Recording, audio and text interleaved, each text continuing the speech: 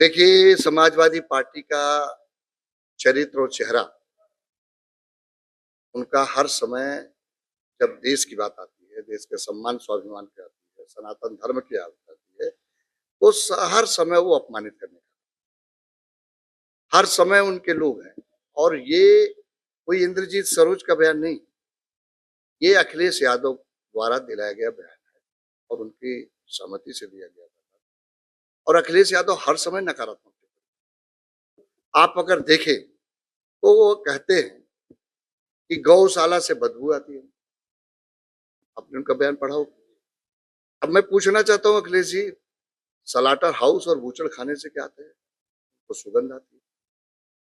तो वो वोट के लिए कुछ भी कर सकते हैं, सनातन धर्म का अपमान कर सकते हैं, वो जो है देश के साथ किसी भी प्रकार का समझौता कर सकते हैं।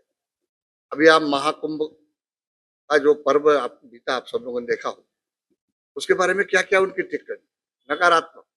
पहले तो वो जब गए तो बोले कोई आ नहीं रहा है, सब ट्रेनें खाली आ रही हैं, यहाँ कोई है ही नहीं है। फिर जब वहां जनता का जो देश भर के दुनिया के लोग इस दिव्य और भव्य महाकुंभ में आए थे, वहां गंगा में स्नान किया, आचमन किया, स्नान किया, पूजा अर्चना किया, 110 देश के लोगों ने दिव्य और भव्य महाकुंभ की सराहना किया।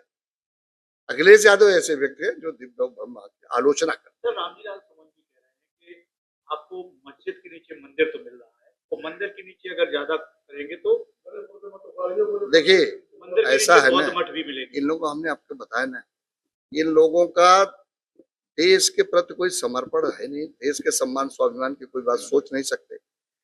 ये लोग तो वो बात कर रहे हैं जो आक्रामकता लोगों ने किया, जो औरंगजेब लोगों ने किया, जो मुगलों ने किया, वो सब ये बात और उसी को ये लोग मानते हैं। देश के लोगों ने जो किया, इस देश के रहने वाले लोगों ने किया, उनकी कोई बात नहीं। और अखिलेश जी तो नकारात्मक टिप्पणी हर समय करते, कभी अभी देखिए जो चुनाव होगा, जब चुनाव आएगा तो कहेंगे ईवीएम, फिर कहेंगे प्रशासन। तो मैं तो अखिलेश जी से पूछना चाहता हूँ, ये सवाल मेरा जरूर, आप लोग भी जरूर जरूर इस बात को मुद्दा उठाइए। उनके मुख्यमंत्री रहते 2014 में लोकसभा का चुनाव हुआ था कि नहीं हुआ था? और हम उत्तर प्रदेश भारतीय जनता पार्टी अपने गठबंधन के साथ 73 सीटें जीती, जब वो ईवीएम के रखवाले भी थे, प्रशासन भी उनके हाथ में था, तब भी हम जीते। और फिर 2017 में चुनाव हुआ, वो मुख्यमंत्री रहते हुए, तब भी हम अपने गठबंधन के साथ 325 सीटें जीते। फिर 2019 में चुनाव हुआ लोकसभा का, तो बुआ और बबुआ दोनों लोग मिलकर चुनाव, फिर भी हम 64 जीते थे। और फिर बोले 22 में चाचा नहीं थे, चाचा भी आके, तब भी हम 2/3 से ज्यादा जीत गए। तो जनता का जो जनादेश है वो भारतीय जनता पार्टी के पक्ष है। हमारे नेतृत्व पर जनता का विश्वास है, अटूट विश्वास है, मोदी जी पर, योगी जी पर विश्वास है। इसलिए जनता ने हर समय जो है जनादेश जो दिया, भाजपा को दिया। अखिलेश यादव को कभी जनादेश मिला नहीं है, उनको तो वरासत और विरासत के आधार पर सत्ता मिली थी और अब न कभी मिलने वाली है और न मिलेगी।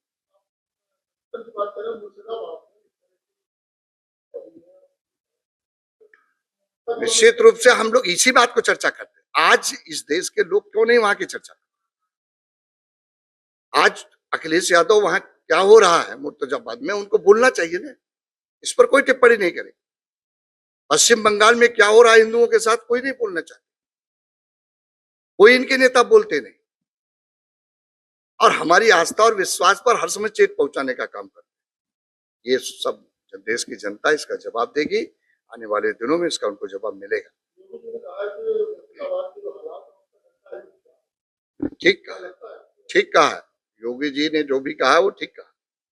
सर, बिहार में बोधी गया मंदिर में आंदोलन चल रहा है, बहुत भिक्षु आंदोलन कर रहे हैं और वो कह रहे हैं कि जो वो है उसमें वो हिंदू भी लिए गए हैं, उनका वो एक्ट खत्म किया। अभी तो ये